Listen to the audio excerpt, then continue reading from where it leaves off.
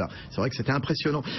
Raphaël Séguier, vous êtes cofondateur de Omido. Tiens, présentez-nous pour tous ceux qui nous regardent à la télévision ce soir, les décodeurs de l'écho, ce casque réalité virtuelle. La réalité virtuelle, on l'a vu, c'est l'une des vedettes donc, de ce salon de Los Angeles. Et ça arrive tranquillement mais sûrement chez nous? Ça arrive, oui. Donc le casque, le voici. C'est un casque qui fonctionne avec un smartphone. Oui, c'est ça. Donc c'est un casque. En fait, c'est un gros masque, un peu comme pour aller faire du ski, par exemple, sauf qu'on clipse devant notre téléphone mobile. Exactement. À l'image du Gear VR de Samsung que vous avez vu dans le reportage. Donc vous glissez votre téléphone ici une fois avoir installé une application compatible. Et voilà, je vais pas l'enfiler. Vous avez le droit en même temps. Ouais. Oui, ça pèse combien? Le masque lui-même pèse dans les 200 grammes, donc il faut rajouter le poids du smartphone. Bon, ça va. Vous avez des sangles, une sangle au-dessus pour essayer de bien répartir le poids. Donc, mais c'est une question importante. On a fait attention d'essayer de le rendre le plus léger possible. Mais à ce niveau-là, ça reste raisonnable, un total de 400 grammes à peu près. Qu'est-ce qu'on peut faire avec? Nous, on se concentre pas mal sur l'utilisation ludique, donc du casual gaming, vraiment des jeux un peu comme les jeux pour mobile, mais version réalité virtuelle. Après, il y a toute une panoplie d'utilisation. On peut faire des visites immobilières virtuelles, pourquoi pas du tourisme virtuel. Il y a l'utilisation marketing. De plus en plus d'entreprises utilisent ce type d'outils pour nos événements marketing. Voilà, juste quelques exemples, mais c'est infini. Donc ça permet de voyager dans un pays, ça permet de visiter un appartement finalement, sans prendre sa voiture, sans prendre l'avion. C'est bon pour la planète. C'est pour ça que ça devait plaire à Nathalie Croiset tout à l'heure. Hein. Oui, exactement. Bon, très bien. Oui, Frédéric Bianchi, journaliste high-tech chez BFM Business. Hein. La réalité virtuelle, on en parle beaucoup, mais pour le moment, les plus virtuelles que réalité aujourd'hui, ce sont des casques qui ont été présentés, on les voit à l'E3, Sony, Microsoft, Facebook présentent des modèles, mais il n'y a pas d'annonce de date de sortie, de prix, beaucoup de questions aussi concernant l'usage. Est-ce que les joueurs vont vraiment se mettre un casque? La question a été posée dans le sujet et c'est une bonne question. On a vu que Google s'est un peu planté avec ses Google Glass. Ça n'a pas fonctionné. En tout cas, le produit n'est jamais vraiment sorti. Les lunettes 3D qu'on est censé mettre à la maison avec sa télé, ça n'a pas pris non plus. Hein. On ne se met pas des lunettes pour regarder sa télévision en 3D. Donc voilà, il y a quand même encore beaucoup de questions, alors beaucoup de promesses, mais on se demande si ça va vraiment prendre et si ça va vraiment décoller en dehors d'un cercle toujours de fans de joueurs hardcore qui, eux, certainement, plébisciteront ce type de technologie. Raphaël Séguier, cofondateur de Omido, vous vous présentez comme un casque virtuel à réalité, donc à petit prix. Qu'est-ce que c'est le petit prix? À petit prix, c'est vous qui le dites, mais c'est 69 €. Donc c'est un prix abordable, vous avez raison. Oui. On discutait tout à l'heure de Oculus annonce le prix d'Oculus plus un ordinateur pour 1500 $. Ouais. Donc clairement 69 € plus son smartphone qu'on a déjà. Je sais pas si c'est un petit prix, mais on va dire que c'est assez accessible. Donc c'est vraiment ça notre créneau, essayer de faire découvrir la réalité virtuelle au plus grand nombre. Ouais, Oculus, donc, c'est Rift qui avait été racheté par Facebook. Combien de milliards de dollars il y a 2 ans? 2 milliards. Alors je vais dire, bon, est-ce que ça vaut le coup en effet de mettre 2 milliards dans cette boîte? Quel intérêt ils avaient, Facebook, de miser sur ce casque de réalité virtuelle? Alors, moi, je pourrais vous parler que du point de vue gaming, mais j'imagine que s'ils ont payé 2 milliards, c'est que les applications vont aller bien au-delà. En tout cas, ce qui est intéressant, c'est que, et vous l'avez vu à l'E3 avec tout ce qui a été annoncé, on cherche toujours à renforcer le sentiment d'immersion. On travaille sur des fantaisies, sur des univers qui sont très forts. Donc nécessairement, être plongé complètement dans le jeu, ça y contribue. Maintenant, on a toujours, nous, développeurs, des questions sur la qualité de l'expérience qu'on apporte avec cette technologie. On a parlé beaucoup de sentiments de mal-être, on est un peu de tournis, etc. C'est un peu ça, franchement.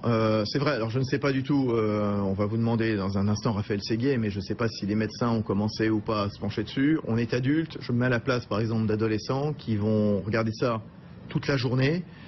Et c'est vrai qu'au bout de 5 minutes, je ne vais pas faire le vieux jeu, surtout pas, mais c'est vrai qu'au bout de 5 minutes, quand on le retire, voilà, on est un petit peu déphasé, on a un peu la gueule de bois, non, Benjamin Charbit? Oui, inévitablement, et aujourd'hui on a encore du mal à gérer tout ce qu'on appelle les contrôles. Donc il y a la caméra, mais il y a aussi les contrôles.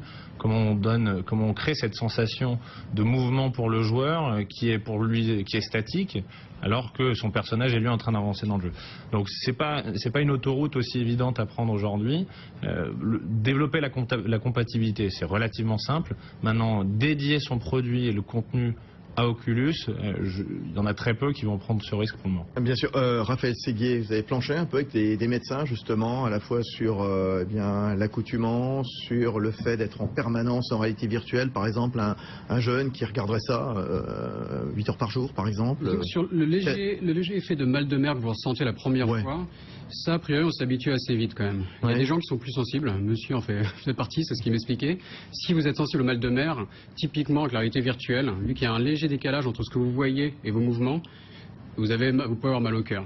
Mais avec quelques utilisations quotidiennes, on s'habitue assez vite. Donc ça, c'est un premier point.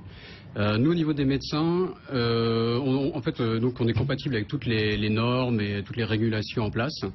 On discute avec des gens et on aimerait mettre en place des standards de réalité virtuelle. Vu que c'est une nouvelle industrie, ça semble intéressant justement de plancher sur ce type de sujet. Tout est à construire. On le voit, Frédéric Bianchi, donc, eh bien...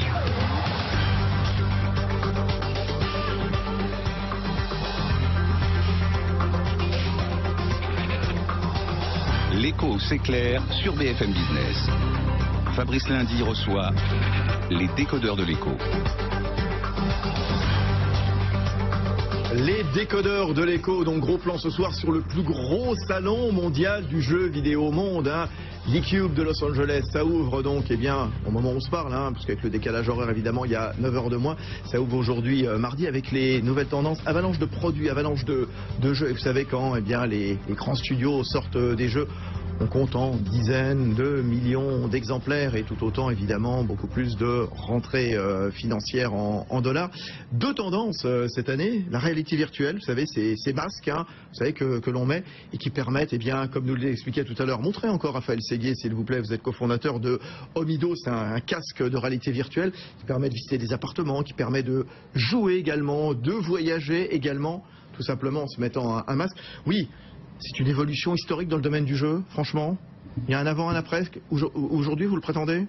On le prétend, la révolution est en cours. Si la sauce prend, et tous les signes semblent le montrer, vu que toutes les grandes entreprises, les Facebook, les Google investissent dessus, ça semble bien, une révolution est en marche et elle semble arriver. Facebook avait acheté 2 milliards de dollars, Oculus Rift donc qui va être présenté aussi, et puis Sony va lancer également le sien, Morpheus, on a vu tout à l'heure Microsoft, HoloLens, on en parlait avec Marc Jalabert, le directeur général de la division Grand Produit. Et oui, gros plan sur la réalité virtuelle, c'est le gros morceau donc de l'E-Cube de Los Angeles qui ouvre donc ce soir, et on voulait vous en parler sur BFM Business dans les décodeurs de l'écho. La réalité virtuelle, vous savez, avec ces masques dignes de Daft Punk, visite bien réelle avec Jean-Baptiste Huet.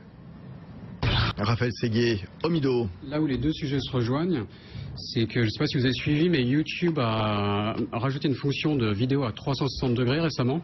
Ça veut dire que maintenant YouTube va devenir compatible avec ce genre de masque. Et quand vous parlez d'élargir donc l'utilisation du streaming, vous pourrez visualiser par exemple des événements sportifs, des concerts en live 360 degrés avec votre masque sur le nez, et vous pourrez regarder dans tous les sens pendant l'événement comme si vous y étiez. Alors là, je suis en train de survoler New York, c'est magnifique, c'est formidable. Oh, c'est génial. Waouh, Venise, les gondoles. Oh, j'ai l'impression d'être gondolier. Là, je suis dans la position du gondolier. Que ce soit au cœur de la rédaction de BFM Business ou au salon de l'E-Cube à Los Angeles, la réalité virtuelle fascine. Ou comment, avec un simple casque, se retrouver au milieu des dinosaures, survoler New York ou conduire un véhicule. Bref, l'immersion est totale. Cette année, ces dispositifs de réalité virtuelle sont les stars de la grand-messe du jeu vidéo. Samsung, Microsoft, Sony, HTC, Arcos, les plus grands constructeurs se sont engouffrés dans la brèche et bien sûr, Oculus Rift, l'un des pionniers de la réalité virtuelle racheté par Facebook il y a 2 ans pour 2 milliards de dollars. Bref, la guerre des casques de réalité virtuelle est déclarée. La technologie s'affine, le catalogue de jeux s'étoffe et surtout, les tarifs sont en baisse. Un modèle à 200 € par exemple offre de meilleures performances qu'un modèle à 20 000 € autrefois disponible pour les professionnels. Pour le moment, le marché reste assez confidentiel, majoritairement réservé aux applications professionnelles comme l'aéronautique ou la santé. Quoi qu'il en soit, 200 000 joueurs dans le monde utilisent déjà ce type de casque pour rehausser leur expérience de jeu. Il pourrait être 60 millions en 2018, 300 fois plus. C'est ce qu'indique en tout cas le cabinet spécialisé K0. Et ce n'est que le début. Avec les smartphones abandonne les applications mobiles, on pourra se balader dans l'espace, se réunir virtuellement avec ses amis pour déjeuner ou encore suivre des cours de cuisine. La réalité virtuelle pourrait peser 30 milliards de dollars d'ici 2020, mais il faudra quand même convaincre le grand public de porter ces appareils, parfois un peu lourds et pas toujours forcément très ergonomiques. Ouais. Raphaël Seyé, cofondateur de Omido, qui fabrique des casques virtuels. Juste pour rebondir là, parce que vous parliez donc de cette ghettoisation, de cette peur que les... Ghettoisation supposée, bien entendu. Oui, bien sûr. Je rassurais. Et je ramène toujours à la réalité virtuelle, mais si Facebook a racheté Oculus, comme on a parlé, 2 milliards de dollars, qui a surpris tout le monde, je pense que c'était pas un hasard. Et donc ça c'est vraiment la nouvelle génération d'appareils qui va permettre de communiquer. On a eu le téléphone, on a eu la webcam, et il semble évident quand on voit ces appareils arriver que demain on portera ça pour discuter avec des gens, faire des réunions, et ça apportera une dimension en plus de pouvoir interagir avec d'autres personnes. Ça va être coquet, donc ces réunions donc avec chacun un casque. Non mais vous voyez plus qu'un avatar de l'autre personne. Non, mais le casque disparaît, c'est ça qui est... Bien sûr, ouais. Merci beaucoup, donc je pense qu'on en reparlera tout à l'heure peut-être dans Tech & Co avec Sébastien Coinon, vous savez, son grand rendez-vous tous les soirs entre 22h et 23h sur BFM Business. Raphaël Seyé, cofondateur de Omido, qui fabrique donc casque de réalité virtuelle, pas cher normalement, 69 €, voilà ce qu'il nous disait tout à l'heure. En tout cas, voilà. Le marché est en train de prendre tranquillement, mais sûrement. Mais en tout cas, voilà, chacun espère, parce que c'est la grande tendance de l'E3 de l'eCube à Los Angeles.